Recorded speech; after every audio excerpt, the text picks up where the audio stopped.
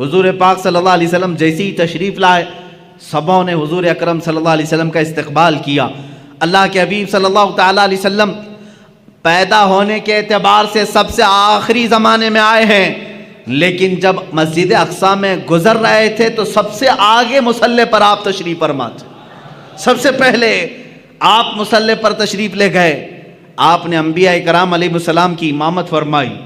اب یہ ایک الگ نماز ہے، جبکہ نماز تو معراج کے بعد ہم کو ملی، وہ نماز انبیاء کی مخصوص نماز تھی، وہ تو صرف میرے آقا کی امامت دکھانی مقصود تھی۔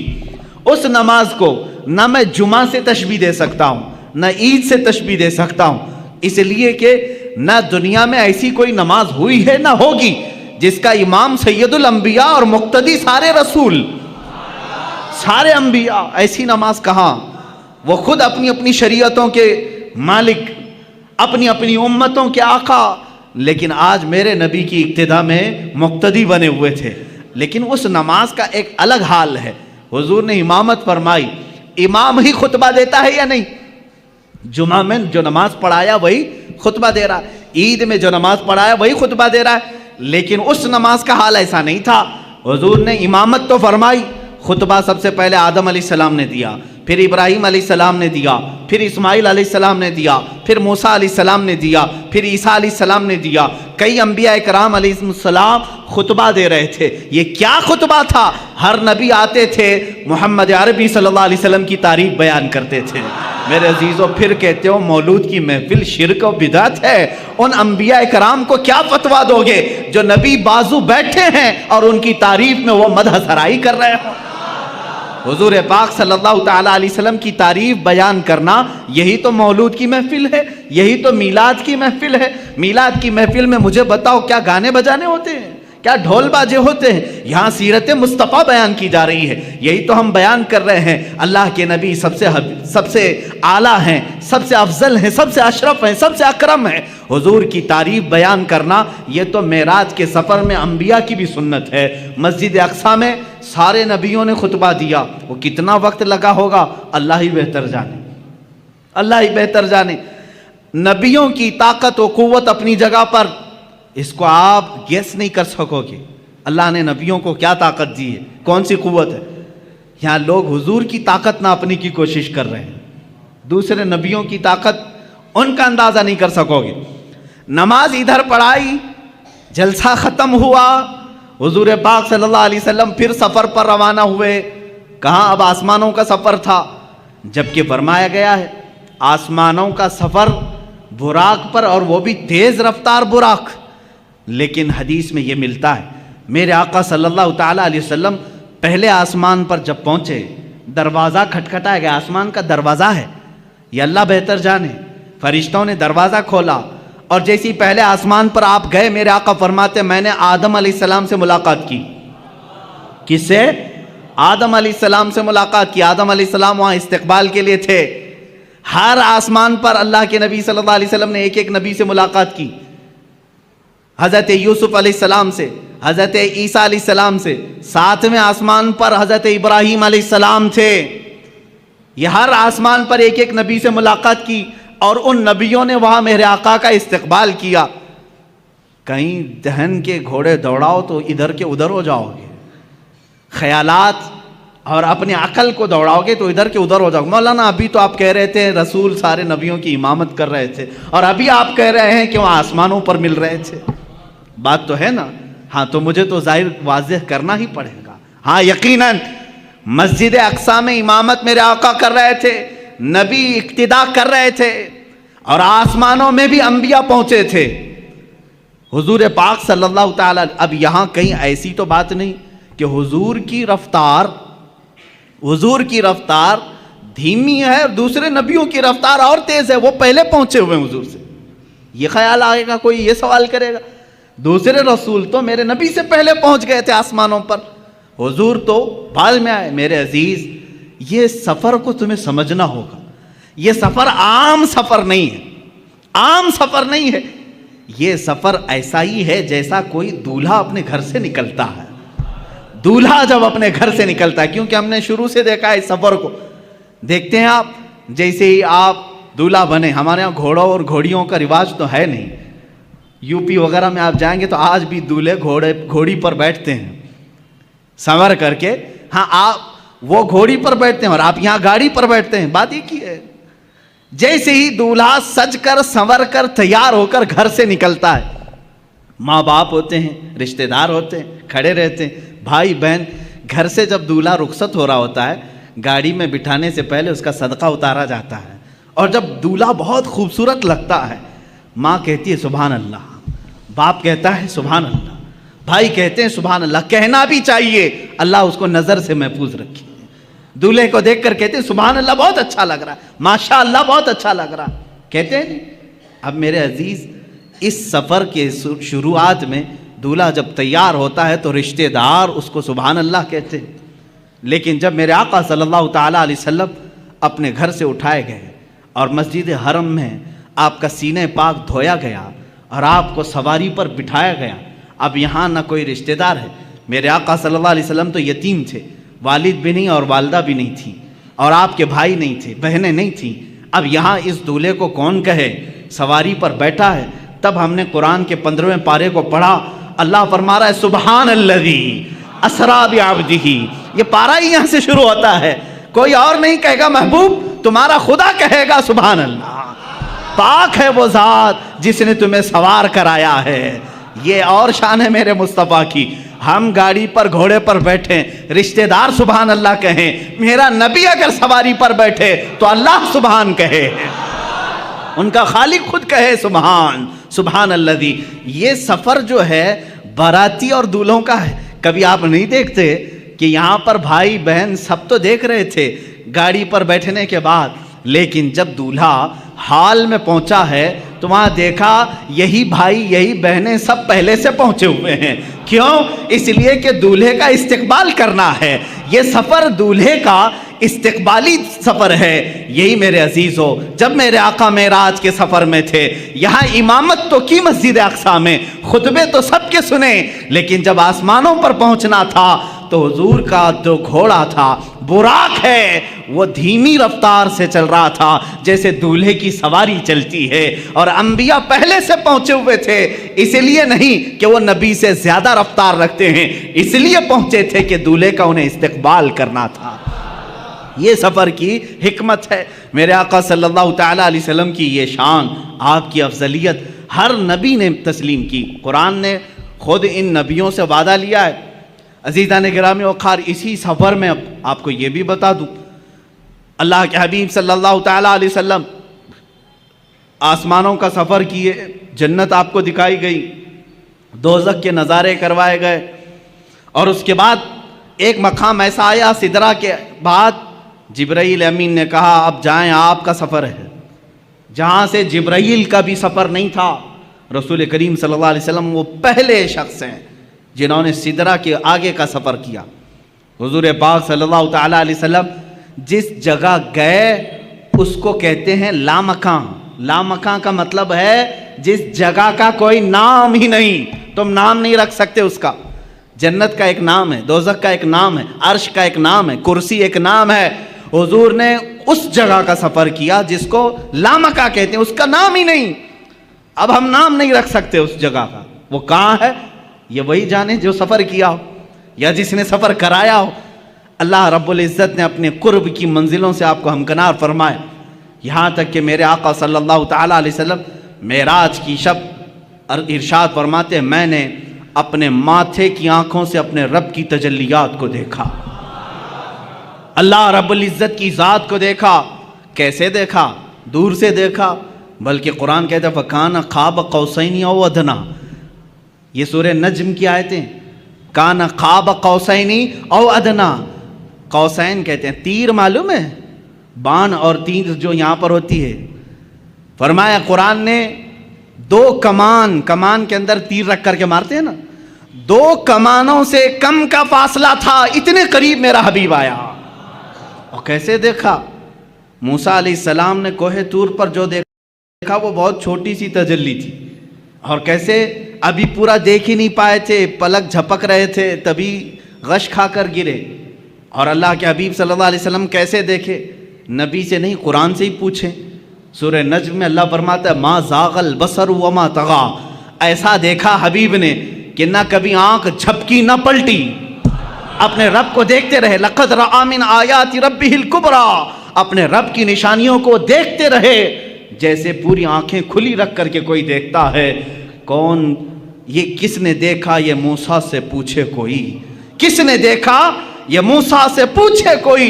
آنکھ والوں کی ہمت پہ لاکھوں سلام. اسی لیے میرے اعلیٰ حضرت نے فرمایا ہے اب رسول پاک صلی اللہ تعالیٰ علیہ وسلم نے ذات خداوندی کو اپنے ماتھے کی آنکھوں سے دیکھا تھا. اب یہاں موسیٰ علیہ السلام کے دربار میں پھر آتا ہوں. موسیٰ علیہ السلام نے بہت چھوٹی تجلی دیکھی، لیکن کمال اتنی تجلی دیکھنے کے بعد بھی یہ کمال تھا کہ روایات یہ بتاتی ہیں موسیٰ علیہ السلام کی اب آنکھ میں آنکھ ڈال کر کے کوئی دیکھ نہیں سکتا تھا، اتنا جلال تھا، اتنا جلال تھا.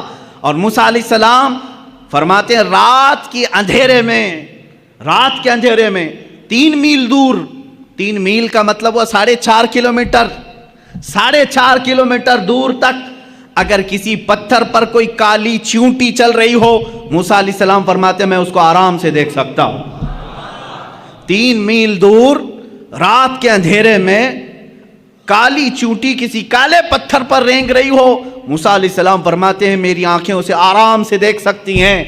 یہ جلوہ تھا اس ہلکی سی تجلی کو دیکھنے کا، اس ہلکی سی تجلی کو دیکھنے کا.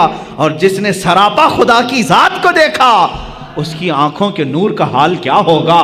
اسی لیے میرے اعلیٰ حضرت نے فرمایا اور کوئی غیب کیا تم سے نہاں ہو بھلا، جب نہ خدا ہی چھپا تم پہ کروڑوں درود. اعلیٰ حضرت رحمۃ اللہ تعالیٰ علیہ نے فرمایا ہے یا رسول اللہ دل فرش پر ہے تیری نظر، سر عرش پر ہے تیری گزر، دل فرش پر ہے تیری نظر، ملکوت و ملک میں نہیں کوئی شے وہ جو تجھ پہ آیا نہیں. کون سی ایسی چیز ہے جو رسول پاک سے چھپی ہوئی ہے؟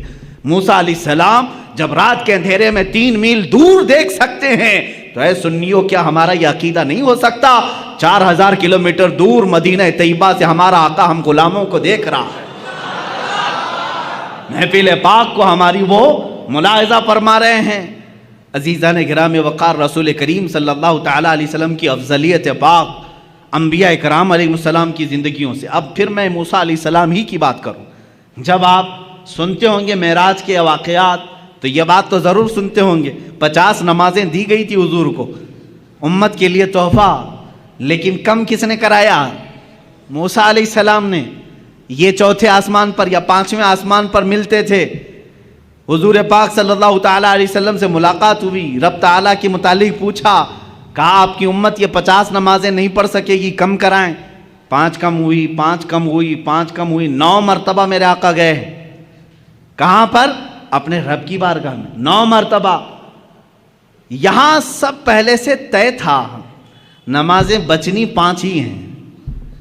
اللہ کو تو معلوم تھا، اللہ رب العزت قادر مطلق ہے. یہ 9 مرتبہ گھومنے پھرنے کا معاملہ کیا ہے؟ اوج پر جانا میرے حضور کا ہے. حضور پاک صلی اللہ تعالیٰ علیہ وسلم بار بار جا رہے ہیں. موسیٰ علیہ السلام کو جب معلوم تھا کہ یہ امت 5 سے زیادہ نہیں پڑھ سکتی تھی تو جب 50 حضور لے آئے تھے سیدھے کہہ دیتے اے رسول جائیں ڈائریکٹ 45 کم کرا کے آ جائیں. موسیٰ علیہ السلام نے ایک بار بھی نہیں کہا اور کم کرائیں. کتنا؟ یہ نہیں، اور کم کرائیں، اور کم کرائیں. 5 بچے رہ گئے جبکہ موسیٰ علیہ السلام اب بھی کہہ رہے تھے اور کم کرائیں. یہ حدیث پاک میں اللہ کے نبی صلی اللہ علیہ وسلم نے آخر میں فرمایا اب مجھے حیا آتی ہے کم کرانے میں. حضور نے آخر میں فرمایا اب اس کی حکمت جو سیرت نگار بزرگان دین ہیں فرماتے ہیں بات در حقیقت نمازوں کے کم کرانے کی نہیں تھی. موسیٰ علیہ الصلاۃ والتسلیم جو کوہ طور پر جلوہ دیکھ نہ سکے تھے وہ نگاہ مصطفیٰ میں دیکھ رہے تھے، میرے آقا صلی اللہ تعالیٰ علیہ وسلم کی نگاہوں میں دیکھ رہے تھے. تازہ تازہ جلوہ ہے، ابھی رب کو دیکھ کر یہ بندہ آیا ہے. اللہ رب العزت کا خصوصی بندہ، اس کا حبیب، اس کا محبوب ابھی یہ جلوہ دیکھ کر آیا ہے. رب تبارک و تعالیٰ کے جلوے ان کی آنکھوں میں سمائے ہوئے تھے. موسیٰ علیہ السلام یہ کہتے ہیں کہ انہی جلووں کو ان آنکھوں سے دیکھ لو، پھر بھیجتے کہ تازہ پھر دیکھ کر کے آئیں گے، پھر میرے مولا کے جلوے ان کی آنکھوں میں دیکھنے کو ملیں گے۔ اسی لیے تو اعلیٰ حضرت نے فرمایا کس نے یہ دیکھا؟ موسیٰ سے پوچھے کوئی، آنکھ والوں کی ہمت پہ لاکھوں سلام۔ حضور پاک صلی اللہ تعالیٰ علیہ وسلم نے بھی موسیٰ علیہ السلام کو منع نہیں کیا، بلکہ بار بار جاتے رہے، اس لیے کہ اپنے رب کا دیدار بار بار ہوتا رہا۔ اللہ نے بھی یہ نہیں فرمایا ایک ہی ساتھ کم کر دیا جائے، اس لیے کہ میرا حبیب بار بار آتا رہے۔ یہ نمازوں کے کم کرانے کا سلسلہ تو تھا، لیکن ایک دوسرے کی محبت کا بھی معاملہ تھا۔ موسیٰ علیہ السلام جو جلوہ کوہ طور پر براہ راست نہ دیکھ سکے، لیکن دیکھے تو کس کے ذریعے سے دیکھے؟ میرے مصطفیٰ کی نگاہوں کے ذریعے سے دیکھا۔ اسی لیے اعلیٰ حضرت نے فرمایا وہ جہنم میں گیا جو ان سے مستغنی ہوا، ہے خلیل اللہ کو، میں کہتا ہوں ہے کلیم اللہ کو حاجت رسول اللہ کی، ہے کلیم اللہ کو حاجت رسول اللہ کی۔ ہر نبی کو رہی ہے میرے مصطفیٰ کی حاجت، ہر نبی کو رہی ہے میرے آقا صلی اللہ تعالیٰ علیہ وسلم کی حاجت۔ اور یہ بات آپ سنیں گے قیامت کے دن انشاءاللہ، اذهبوا الی غیری ہر نبی کہے گا، اور سارے کہیں گے ایک ہی ہے جو آج سفارش کر سکتا ہے، تمہاری بھی کرے گا اور ہماری بھی کرے گا، وہ نام ہے محمد عربی صلی اللہ علیہ وسلم کا۔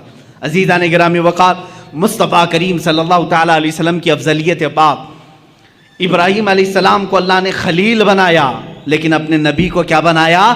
حبیب بنایا۔ اللہ کے رسول کیا ہیں؟ حبیب ہیں۔ اور ان کے بعد اب یہاں پر حضور پاک صلی اللہ تعالیٰ علیہ وسلم کے صبر کو لیں، شکر کو لیں، آپ کے تمام جلال موسوی کو، جمال عیسوی کو، حسن یوسفی کو لیں، سب چیزوں میں ایک نرالی شان دکھتی ہے۔ حسن کی بات آئی ہے تو عرض کروں، یوسف علیہ السلام کو حسن جو ہے معجزے میں ملا تھا۔ معجزہ کسے کہتے ہیں؟ معجزہ وہ جو عام انسان کی سمجھ میں نہ آئے، عام انسان کی سمجھ میں نہ آ سکے۔ یوسف علیہ السلام اتنے حسین تھے، اتنے حسین کہ لوگ یہ سمجھتے تھے، سوچتے تھے کیا انسان بھی ایسا ہو سکتا ہے؟ اتنا حسین۔ لوگ آج فلمیں بنا کر کے ان کا کیریکٹر دکھا رہے ہیں، تم کہاں سے یوسف کا ثانی لا سکو گے؟ نہیں پیدا کر سکو گے۔ بلکہ ان کے زمانے کے لوگ تو یہ کہتے تھے ہمیں تو یہ لگتا ہے فرشتہ ہے، بعض تو کہتے تھے کہ فرشتہ ہے، انسان ایسا کیسے ہو سکتا ہے؟ حسن جو ان کو ملا تھا، جمال، وہ معجزہ تھا، معجزہ تھا یوسف علیہ السلام کا حسن۔ اور بڑے واقعات ہیں قرآن پاک میں، پورا سورہ یوسف ہے۔ ان کے جمال پر کون کون فریفتہ نہیں تھا؟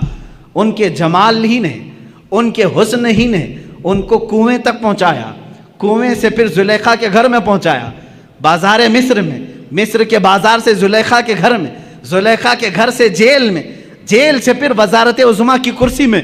یہ حسن ان کو اتنی منزلیں طے کراتا رہا، کیونکہ حسن و جمال ان کا تھا، لیکن حاسدین بڑھتے گئے۔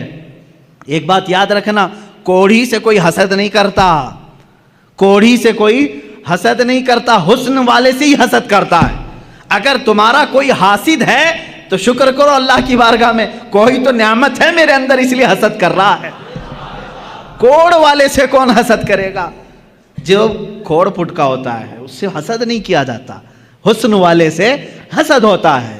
جس کے پاس کوئی دولت ہو اس سے حسد ہوتا ہے۔ بہرحال یوسف علیہ السلام اس کے شکار ہوتے رہے، لیکن ان کے حسن کے متعلق قرآن کا مشہور واقعہ، زلیخا بہت فریفتہ تھیں، وارفتہ تھیں یوسف علیہ السلام پر۔ عورتیں تانا دینے لگیں کہ یوسف جوان ہے، زلیخا شادی شدہ عورت ہے، شادی شدہ ہونے کے باوجود ایک نوجوان کے حسن کے چکر میں پڑ گئی۔ ان تمام تانوں کو سن کر کے زلیخا نے ایک دعوت کی تھی۔ دعوت میں شہر کی امیر عورتوں کو بلایا تھا، سب کے ہاتھوں میں ایک لیمو اور ایک چھری دی تھی، کہا میں جب کہوں تب یہ کاٹ دینا۔ یوسف علیہ السلام کو سجا سنوار کر کے اس نے اس کمرے میں بلایا۔ جب وہ آئے تو یوسف علیہ السلام کمرے میں جیسے داخل ہوئے، زلیخا نے کہا اے عورتوں، اے بیبیوں، اپنے لیمو کاٹ دو۔ عورتیں وہ حسن یوسف کو پہلی بار دیکھ رہی تھی، پہلی بار دیکھ رہی تھی، اور یوسف علیہ السلام کا جمال دیکھنے میں ایسے ماہ ہو گئیں، غرق ہو گئیں، ڈوب گئیں کہ لیمو چھوٹ گیا، انگلیاں کٹ گئیں، انگلیاں، چاروں انگلیاں کٹ گئیں، تیز چاقو دیر ہوگی، سب کٹ گئی۔ یوسف علیہ السلام جب چلے گئے تب انہیں لگا ارے انگلیاں کٹ گئیں۔ مجھے یہ بتاؤ، یہ واقعہ آپ نے سنا تھا نا؟ قرآن کا واقعہ ہے، سورہ یوسف 12ویں پارے میں یہ موجود ہے، جا کر پڑھ لینا۔ یہ حسن یوسف ہے، لیکن آؤ حسن مصطفیٰ کے دربار میں۔ میرے آقا صلی اللہ تعالیٰ علیہ وسلم کا جمال کیا تھا؟ میرے آقا صلی اللہ تعالیٰ علیہ وسلم کے جمال کے متعلق خود میرے آقا فرماتے ہیں، ان اخی یوسف اصبح وانا ملیح۔ یوسف علیہ السلام نہایت ہی گورے رنگ کے تھے۔ میرے آقا کی زبان سے پہلے سنتے ہیں نا حضور کا حسن کیسا ہے۔ یوسف علیہ السلام، حضور خود فرماتے ہیں میرے بھائی یوسف، کیونکہ سارے نبی آپس میں بھائی ہیں۔ حضور فرماتے ہیں میرے بھائی یوسف اجلی رنگت کے تھے اور اللہ نے مجھے گلابی رنگت عطا کی ہے۔ اجلی رنگت اور گلابی رنگت میں تھوڑا فرق ہے۔ اجلی رنگت جیسے ظاہر سی بات ہے، سورج جب دوپہر کے وقت آ جائے ہر کوئی اس پر نگاہیں ٹکا کر نہیں رکھ سکتا، دیکھ نہیں سکتا، ہے تو بہت اجلا لیکن دیکھنے کی تاب سب کی نہیں ہوتی۔ لیکن وہی رات کی ٹھنڈی وقت جب چاند طلوع ہوتا ہے، چاند کی بھی روشنی سفید ہے لیکن ٹھنڈک اتنی ہے کہ اس پر نگاہیں باندھ کر دیکھی جا سکتی۔ یہ میرے آقا صلی اللہ علیہ وسلم کے حسن کا انداز تھا کہ یوسف علیہ السلام کو دیکھے کوئی تو ان کے آنکھوں کو ہو سکتا ہے ایک بار ان کا حسن خیرہ کر جائے، لیکن میرے آقا کو دیکھنے والے کی حالت یہ ہوتی کہ وہ نگاہیں بند کرنا بھول جاتا، دیکھتا ہی رہتا، دیکھتا ہی رہتا، دیکھتا ہی رہتا۔ یہاں تک کہ ام معبد کے متعلق آپ نے سنا ہوگا، مدینے کے راستے میں رہنے والی ایک خاتون، وہ ہر گزرنے والے کی ضیافت کرتی تھی، اس راستے سے جو بھی گزرتا تھا اس کو اپنے گھر سے کھانا کھلاتی تھی، دودھ پلاتی تھی۔ ام معبد، یہ مکہ سے مدینے کے بیچ میں جو راستہ ہے وہاں گھر تھا ام معبد کا۔ ہجرت کا جب موقع تھا میرے آقا کا، حضور صلی اللہ علیہ وسلم اور حضرت ابوبکر اسی راستے سے گزر رہے، رات کا وقت تھا، ام معبد کا گھر آیا۔ حضرت ابوبکر نے کہا آقا یہ بڑی مہمان نواز عورت ہے، بہت اچھی ضیافت کرتی ہے، ایک رات یہاں رک جاتے ہیں۔ اللہ کے نبی وہاں رک گئے۔ ام معبد نے دیکھا مہمان آئے، اتفاق ایسا، ام معبد کہتی ہے میری زندگی میں پہلی رات ایسی آئی تھی جب میرے گھر میں دودھ کا ایک قطرہ بھی نہیں تھا، کچھ بھی نہیں تھا، کچھ بھی نہیں تھا۔ جو بکریاں تھی وہ ان کے شوہر چرانے کے لیے لے گئے تھے، نہیں لائے، 2 دن 3 دن کے بعد آتی تھی۔ آج ایسا تھا کہ ایک بوڑھی بکری جو ہڈیاں نکالی ہوئی تھی اور پیٹ اندر جا چکا تھا، تھن سوکھ چکے تھے، وہ چوکھٹ کے پاس بندھی ہوئی تھی۔ ام معبد نے استقبال تو کیا، آ جاؤ قیام کرو، لیکن کھانے کے لیے میرے گھر میں کچھ بھی نہیں ہے۔ حضور پاک صلی اللہ تعالیٰ علیہ وسلم نے فرمایا اے ام معبد اگر تم اجازت دے دو تو یہ گھر کے باہر بندھی ہوئی بکری سے میں تھوڑا سا دودھ دوہ لوں، دودھ نکال لوں۔ ام معبد نے کہا اگر یہ دودھ دینے کے لائق ہوتی تو میرے گھر میں کیوں رہتی، دوسری بکریوں کے ساتھ چرنے کے لیے جا چکی ہوتی۔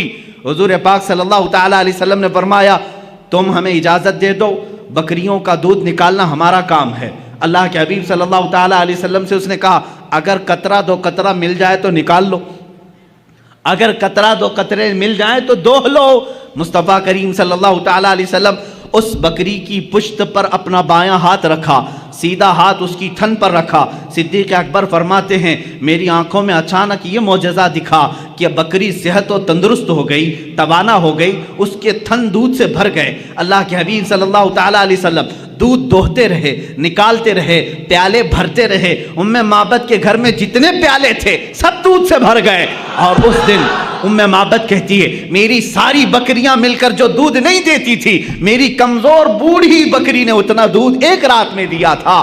وہ دودھ خود بھی پیا، ساروں کو پلایا، بلکہ ام معبد کہتی ہیں میں نے اپنے محلے کے سارے لوگوں کو دودھ بھیجا، پھر بھی میرے گھر میں بچا رہا۔ یہ رات کا قیام تھا میرے آقا کا۔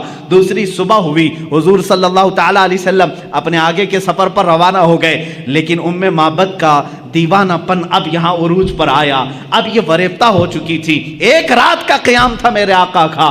شوہر آئے، شوہر ام معبد کے آئے، کہا اے ام معبد گھر میں بھینی بھینی خوشبو کہاں سے آ رہی ہے، یہ ہلکی ہلکی روشنی کہاں سے آ رہی ہے، گھر میں کچھ تو بدلا بدلا سا دکھ رہا ہے۔ ام معبد نے کہا کیوں نہ بدلا بدلا دکھے، کل رات ایک عجیب سا مہمان ہمارے گھر آیا تھا، بہت عظیم مہمان تھا، اب جو مجھے عرض کرنا ہے وہ ام معبد کے الفاظ ہیں۔ پوچھا کون آیا تھا؟